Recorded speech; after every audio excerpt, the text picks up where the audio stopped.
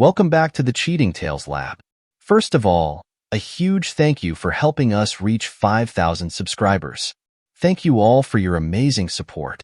To celebrate, we're launching our second channel, Infidelity Tales Lab, where you'll get one-day early access to all our stories plus exclusive, original cheating wife stories you won't find anywhere else. You can subscribe now by clicking the link in the description or the pinned comment, or simply search for Infidelity Tales Lab on YouTube. Don't miss out. Subscribe and listen to exclusive stories. You won't regret subscribing. Now let's begin the story. Blake Kerr's steady hands, which had just performed a complex 16-hour heart surgery, gripped his car keys as he pulled into his driveway. The respected cardiothoracic surgeon had left Memorial Hospital early, his mind focused on completing the mounting paperwork from his latest procedures. The evening shadows stretched across his upscale home as he entered silently, his surgeon's instinct for quiet movement serving him well. As he approached his study, Patricia's voice drifted down from their bedroom, her tone carrying an unfamiliar note of calculation. "Mom, I've got it all planned out." Patricia's words sliced through the quiet house. Blake froze, his hand hovering over the study door handle. Something in her voice, a smug satisfaction, made him pause. "Once he's done paying for the kid's college, I'm filing for divorce," Patricia continued, each word driving an icy spike into Blake's chest. "Then I'll accuse him of domestic crime and live with Casey and the kids from his money." Blake's world tilted on its axis. Casey Dawson, the tennis coach, the man who had been spending an inordinate amount of time with his wife under the guise of improving her serve, the mysterious text messages that made Patricia smile secretively, her sudden dedication to fitness that had her spending hours at the tennis club. The pieces clicked together with the same precision Blake used in the operating room. Late-night tennis meetings, hushed phone calls, the way Patricia's eyes would light up at the mention of her training sessions. A lesser man might have burst into the room, confronting his wife in a rage. But Blake Kerr hadn't become one of the country's top cardiothoracic surgeons by acting on impulse. His mind, trained by years of high-stakes surgeries, was already analyzing, planning, preparing. Without making a sound, Blake retreated to his study. His movements were deliberate, controlled, the same way he handled a scalpel during a critical procedure. As he sat behind his desk, his expression remained neutral, but his eyes had taken on the focused intensity his surgical team knew well. Patricia's voice continued to float down the hallway, discussing the details of her betrayal with her mother, unaware that her carefully constructed plan had just begun to unravel. The following days saw Blake operating with the same precision he used in surgery, but this time, his careful cuts were designed to expose his wife's deception. Every movement was calculated, every reaction measured. During breakfast, Blake maintained his usual routine, scanning medical journals while sipping his coffee, seemingly oblivious to Patricia's poorly hidden smirks at her phone. His phone, however, was quietly recording every conversation, every subtle interaction. At the hospital, Blake threw himself into preparing for a groundbreaking heart surgery. The procedure, if successful, could revolutionize treatment options for dozens of patients. His colleagues noticed his increased focus, attributing it to the high-stakes comfort evident in their forced smiles. Jay Fuller, Blake's longtime friend and fellow doctor, approached him at the club bar. "Hey, Blake. Patricia mentioned she'd be late tonight. Something about an emergency tennis committee meeting." Blake noticed the slight tremor in Jay's voice, the way his eyes wouldn't quite meet Blake's. Another piece of the puzzle clicked into place. Jay was complicit in covering Patricia's affair. "Thanks for letting me know," Blake replied smoothly, logging this betrayal away with the others. Later that day, Blake met with Lawrence Sullivan, the city's most formidable divorce attorney. The meeting took place in a private room at a downtown restaurant, far from prying eyes. "Document everything," Sullivan advised, his expression grim. "Every meeting, every call, every suspicious transaction." Blake pulled out a tablet, displaying the evidence he'd already gathered. "I'm ahead of you there." Sullivan's eyebrows rose as he swiped through the files. "Most clients come to me with suspicions. You're bringing me a case." The discovery of Patricia's secret bank account came through meticulous investigation. Blake traced the money transfers with the same attention to detail he used in examining medical charts. Each transaction told a story of premeditated betrayal. Then came the email from Brooke Dawson. Casey's ex-wife had heard rumors about his latest student and felt compelled to reach out. Dr. Kerr, her message began. You should know that Casey has a pattern. He specifically targets wealthy married women. Your wife isn't his first, and she won't be his last. Brooke's information provided a critical piece of the puzzle. Casey Dawson wasn't just an opportunistic tennis coach. He was a calculated predator with a history of similar affairs. At the hospital, Blake channeled his personal turmoil into professional excellence. The revolutionary surgery he'd been preparing for became his anchor, a reminder of who he was beyond his failing marriage. The operation itself was a masterpiece of surgical precision. For 8 hours, Blake worked with unwavering focus, his hands steady as he pioneered a new technique that would change lives. Remarkable work, Dr. Kerr. Dr. Troy Clements, the chief of surgery, congratulated him afterward. This will put Memorial Hospital on the map. The celebration dinner that followed was an exercise in restraint. Patricia played her role perfectly, hanging on Blake's arm and beaming with pride. But her phone kept lighting up under the table, Casey's messages providing a constant counterpoint to her performance. Later that night, as Blake worked in his study, Patricia's voice once again carried through the house. She was on another call with her mother, unaware that every word was being recorded. The allegations need to be believable, her mother counseled. We'll start small, emotional manipulation first, then escalate. What about the twins? Patricia asked, referring to Taylor and Sandy. They need to side with me for this to work. They're in college now, her mother replied. Promise them whatever they want. Once we get Blake's money, we can control the narrative. Blake sat in his darkened study, listening to his wife and mother-in-law plot his destruction. His expression remained impassive, but his eyes held the same intensity they did during complex surgeries. Every word they spoke was another piece of evidence, another tool he would use to excise this cancer from his life. As he sat there, Blake Kerr wasn't just a surgeon planning a precision strike. He was a man preparing to cut out the malignancy that threatened to destroy everything he'd built. And like every surgery he'd performed, failure wasn't an option. Blake Kerr sat in his office at Memorial Hospital, his fingers dancing across the keyboard with surgical precision. The screen displayed his banking interface as he methodically transferred assets to secure accounts he'd established days earlier. Each transaction was documented, photographed, and logged with the same attention to detail he brought to his medical charts. A notification popped up, another successful transfer. The joint accounts were being drained, though Blake carefully left enough to avoid any legal complications. His mouse hovered over the college tuition payment portal before clicking cancel on the upcoming installments. His phone buzzed, a text from Taylor and Sandy confirming their lunch meeting. Blake had chosen an upscale restaurant across town, far from their usual haunts where Patricia's social circle might spot them. The twins arrived together, their father's punctuality evident in their timing. Taylor, with her father's analytical mind, and Sandy, possessing his quiet strength, settled into their seats. Concern creased their brows at their father's unusual secrecy. Dad, what's going on?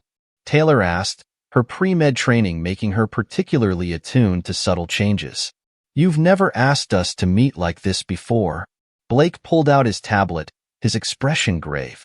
There's something you need to hear, he said, pressing play on the first recording. Patricia's voice filled their private dining room, discussing her plans to falsely accuse their father of domestic crime. The twins' faces transformed as they listened, shock, disgust, and anger playing across their features in waves. That's not even all of it, Blake said quietly, playing the second recording, the conversation about manipulating the twins themselves. Sandy's hands clenched into fists. She was going to use us? Against you? Taylor's expression hardened, a mirror of her father's surgical focus. The tennis lessons, the late meetings, it was all with Casey? Blake nodded, letting his children process the betrayal at their own pace. He'd seen enough patients receive life-altering news to know when silence was the best medicine. What are you going to do?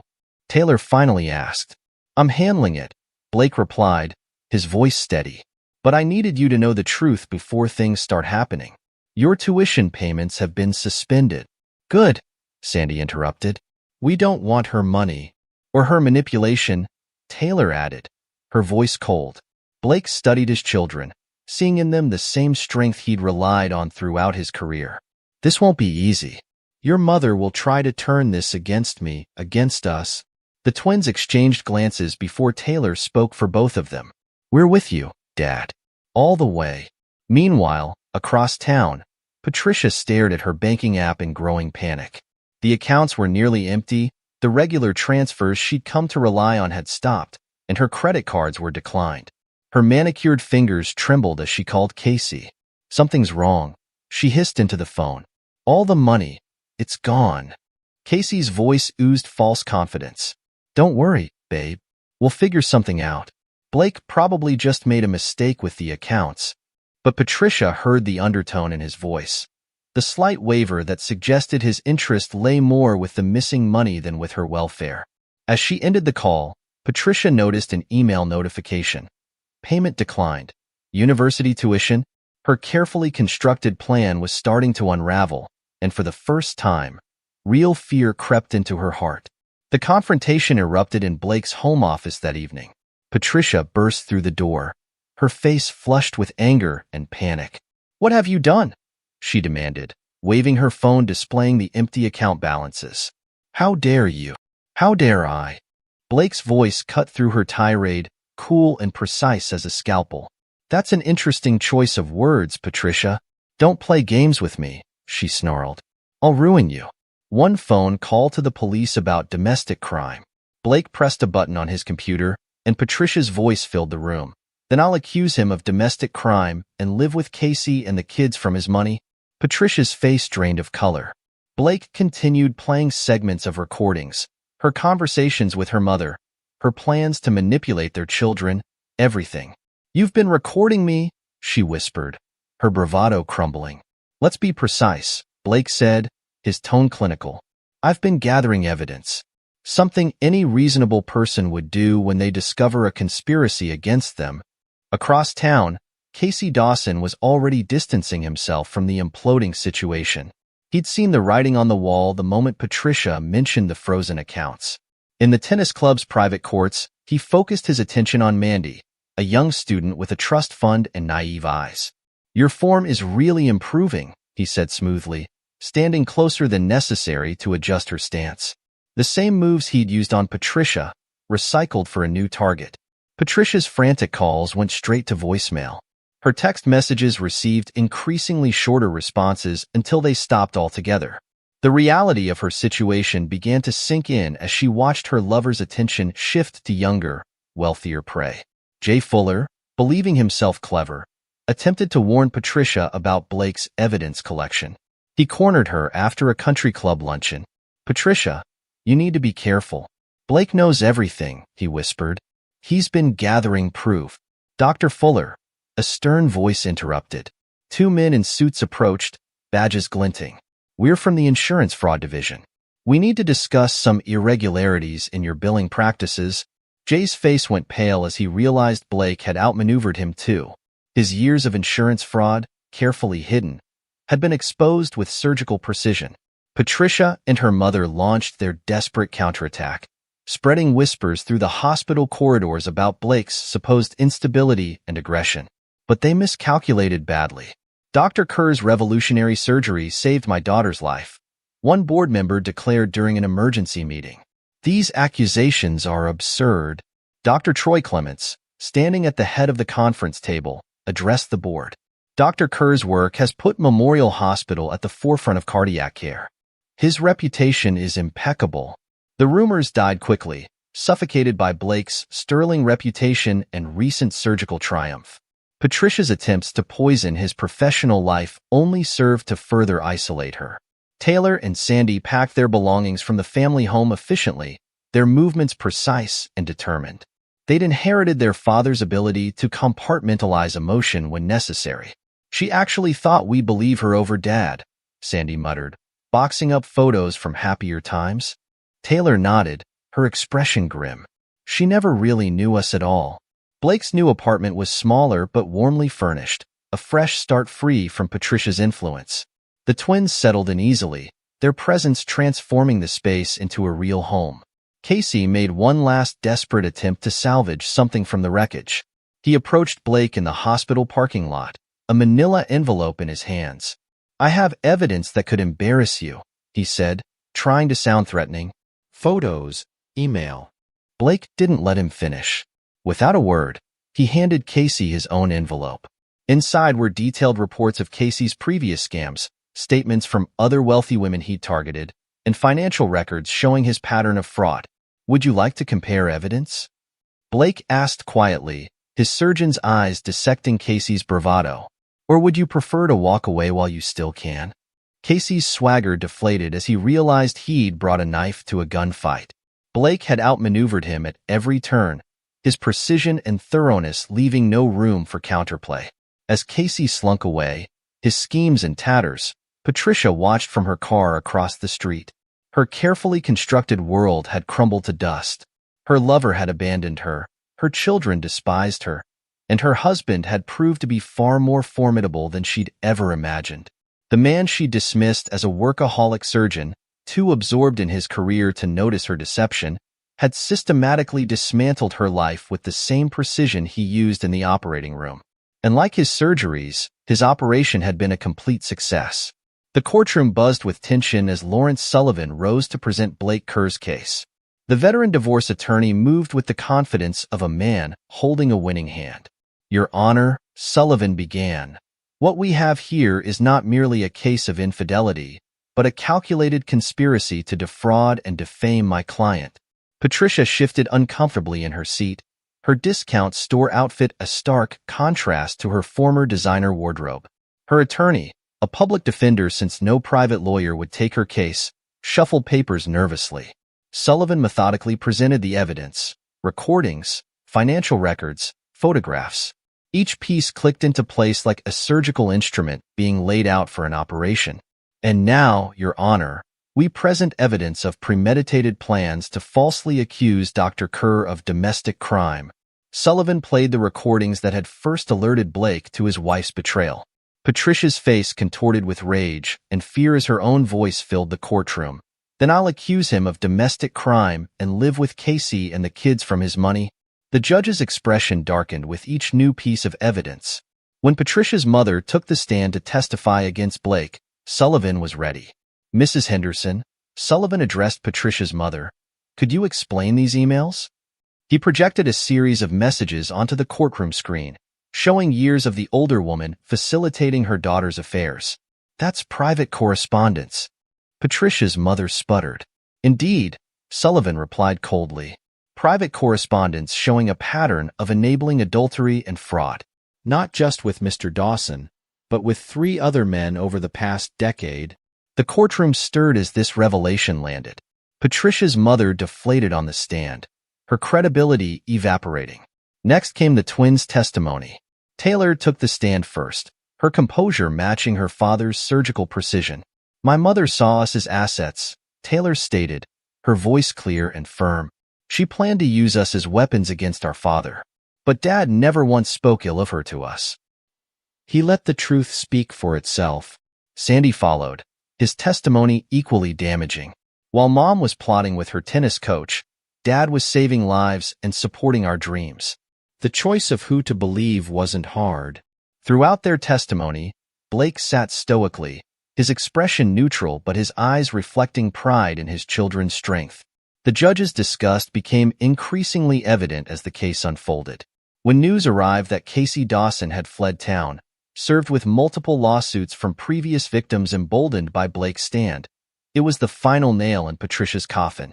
"These other women," Sullivan explained, "all wealthy, all targeted by Mr. Dawson, all with similar stories. Mrs. Kerr wasn't his first victim, but thanks to Dr. Kerr's actions, she will be his last." Patricia slumped in her chair as her carefully constructed world collapsed completely. The lover who had promised to stand by her was gone, her mother had been discredited, and her own children had testified against her. The judge's ruling was decisive and devastating.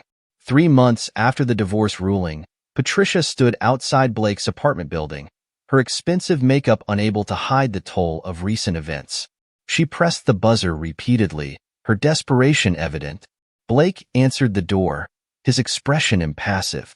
The contrast between them was stark. While Patricia showed the strain of her downfall, Blake looked stronger than ever. "Blake, please," Patricia began, tears streaming down her face. "I've lost everything. I made a terrible mistake. We could try again, start over." Without a word, Blake pressed play on his phone. Patricia's voice filled the hallway. "Once he's done paying for the kid's college, I'm filing for divorce. Then I'll accuse him of domestic crime."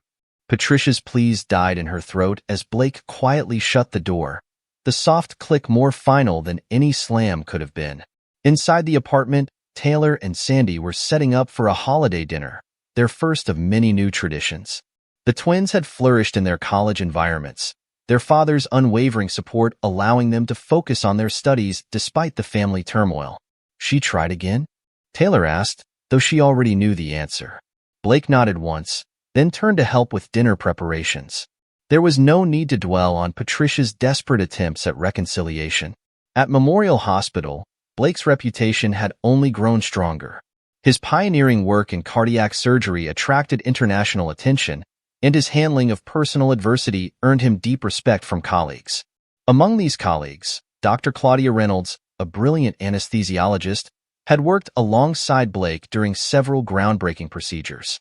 Their professional rapport gradually evolved into something more, built on mutual respect and shared values. 1 year later, Blake's new home filled with warmth and laughter as Taylor and Sandy returned for summer break. The elegant but comfortable house reflected its owner, sophisticated without pretense, welcoming but dignified. "Did you hear about Mom?" Sandy asked, showing his father a social media post. Patricia's new life as a receptionist at a small clinic was a far cry from her previous social status. "And Casey's been arrested in Arizona," Taylor added. "Tried his scam on the wrong woman," a state prosecutor. Blake absorbed the news with quiet satisfaction, but his attention was drawn to the doorbell. Claudia arrived, bringing dessert for their family dinner. Her presence felt natural, unforced, the antithesis of Patricia's calculated performances. Taylor and Sandy exchanged knowing looks as they watched their father with Claudia. This was what a real relationship looked like, built on honesty, mutual respect, and genuine care. As they settled around the dinner table, Blake's phone rang. Dr. Troy Clement's name flashed on the screen.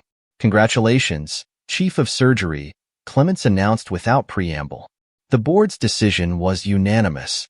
Blake shared the news with his loved ones, their genuine celebration a stark contrast to the artificial praise of his previous life. Looking around the table, he saw his real family, children who chose truth over manipulation, a potential partner who valued integrity over appearances, and a future built on his own terms. The game-changing surgery that had coincided with Patricia's betrayal had become a footnote in his success story. By refusing to be a victim, by methodically excising the cancer of betrayal from his life, Blake had shown his children what real strength looked like. As laughter filled his new home, Blake Kerr knew that every calculated decision, every carefully planned step away from betrayal, had led him to something better than mere survival. He had turned crisis into opportunity, betrayal into triumph. The man who had saved countless lives in the operating room had also saved himself, and in doing so, had built a life more genuine and fulfilling than the one Patricia had tried to destroy. Epilogue. 5 years later. Time had a way of revealing the true consequences of betrayal. For Patricia Henderson, formerly Patricia Kerr, the fall from grace continued long after the divorce. The small clinic where she worked as a receptionist had closed, forcing her to take an even lower position at a veterinary office. Her once manicured hands, now rough from cleaning kennels, served as a daily reminder of her downfall. The modest studio apartment she called home was a far cry from the luxurious house she had shared with Blake. Her mother, disgraced by the revelation of her role in multiple affairs, had retreated to a small town in Florida, their relationship strained by mutual blame. The society circles that had once been Patricia's entire world now treated her as a cautionary tale. Her name was whispered at country club gatherings, not in gossip, but in warnings to young wives about the price of betrayal. Casey Dawson's fate had been even more severe. After his arrest in Arizona, Investigations revealed a pattern of fraud spanning multiple states. He now resided in a federal prison, serving an 8-year sentence for wire fraud and extortion. His victims, emboldened by Blake's example, had come forward one by one, each testimony adding years to his sentence. His charming smile and tennis prowess meant little in the prison yard. Jay Fuller, following his conviction for insurance fraud, had lost his medical license. Last anyone heard, he was selling pharmaceutical supplies in a neighboring state, his professional reputation permanently tarnished. His wife had divorced him, taking their children and leaving him to face his disgrace alone. In stark contrast, Blake Kerr's life had flourished. Under his leadership as chief of surgery, Memorial Hospital had become a leading center for cardiac innovation. His pioneering techniques had saved countless lives, and medical students competed fiercely for residency positions under his mentorship. His marriage to Claudia 2 years after the divorce had brought a new dimension of joy to his life. Their partnership, built on mutual respect and shared values, showed Taylor and Sandy what genuine love looked like. Claudia's steady presence and brilliant mind complemented Blake's strength perfectly, their combined medical expertise making them a formidable team in the operating room and in life. Taylor had followed in her father's footsteps, excelling in medical school and showing promise in cardiothoracic surgery. Her analytical mind and steady hands suggested she would carry on the Kerr legacy of medical excellence. Sandy had chosen a different path, becoming a successful criminal defense attorney, his father's experience having shown him the importance of justice and truth. The twins maintained no contact with their mother. They had received multiple letters from Patricia over the years, each more desperate than the last, but these remained unopened in a drawer. They had chosen to focus on the authentic relationships in their lives, rather than the manipulation of their past. Blake and Claudia's home had become the center of family gatherings, filled with the warmth of genuine affection. Holiday dinners, once tense affairs under Patricia's superficial perfectionism, were now celebrations of real connection. The addition of Claudia's young daughter from her previous marriage had brought new light to Blake's role as a father, showing him that family bonds transcended biological ties. Dr. Troy Clements, now semi-retired, often remarked that the hospital's remarkable transformation under Blake's leadership had its roots in that pivotal moment of personal crisis. Some men are broken by betrayal, he would say. Others use it as forge to remake themselves stronger. Brooke Dawson, Casey's ex-wife who had first warned Blake, had found her own peace. Her decision to reach out had not only helped Blake, but had given other victims the courage to come forward. She occasionally consulted with advocacy groups helping women identify and avoid predatory relationships. The country club that had once been the stage for Patricia's indiscretions had changed as well. The old guard of enablers and secret keepers had largely been replaced by a younger crowd who valued authenticity over appearances. Blake maintained his membership, though he rarely visited. His focus was on substance rather than social status. One day, as Blake left the hospital after a successful surgery, he passed a woman in shabby medical scrubs leaving a hiring agency. It took him a moment to recognize Patricia, her appearance so far removed from the polished socialite she had once been. Their eyes met briefly, hers filled with desperate recognition, his with complete indifference. He continued to his car without breaking stride, his mind already on the family dinner awaiting him at home. That evening, surrounded by the love of his true family, Claudia, the twins, their partners, and his stepdaughter, Blake realized that Patricia's betrayal had ultimately been a gift. It had stripped away the artificial facade of his previous life, allowing him to build something real and lasting in its place. The man who had once discovered his wife's betrayal through an overheard phone call was gone. In his place stood someone stronger, wiser, and more complete. A man who had turned trauma into triumph, betrayal into blessing, and loss into legacy. Blake Kerr had not just survived. He had redefined what it meant to win. This is where our story comes to an end. Share your thoughts in the comment section. Thanks for your time. If you enjoy the story, please subscribe to this channel. Click on the video you see on the screen, and I will see you there.